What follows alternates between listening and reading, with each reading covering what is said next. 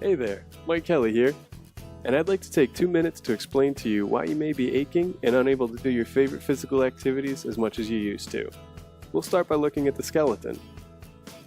We all know that the skeleton is made up of joints, which are places where two bones meet and we're able to move.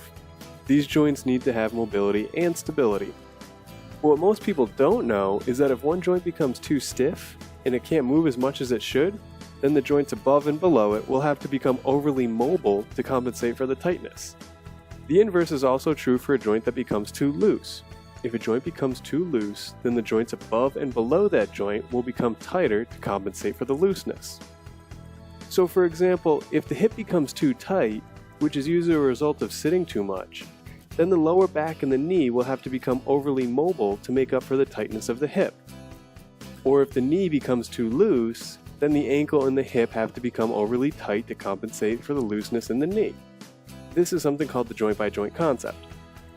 So when your low back feels like it's tight, it might not actually be that it's tight. It may be that your low back is actually just sore because it's moving around a lot more than it's supposed to because it's compensating for your tight hips. But let's focus on the hips and see another way that they're connected to your low back and why stretching your low back is usually a bad idea. In your hips you have a muscle called your psoas. It runs from the top of your thigh, through your pelvis and stomach, and then connects to your lower back.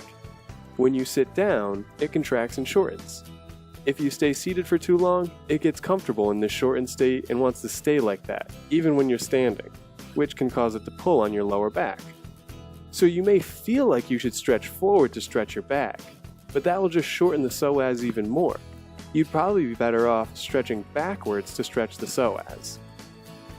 Understanding that the body works as a whole unit and not a collection of isolated parts is the driving force behind my book Remobilize.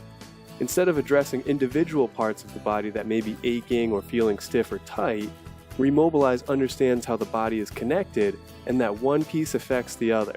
And best of all, now you know it too. So if you want to learn everything you need to know to get yourself moving and feeling better and being as active as you want to be, download your copy of Remobilize and start reading instantly. With a 30-day money-back guarantee, you have nothing to lose but an entire life full of awesome activities and easy moving to gain.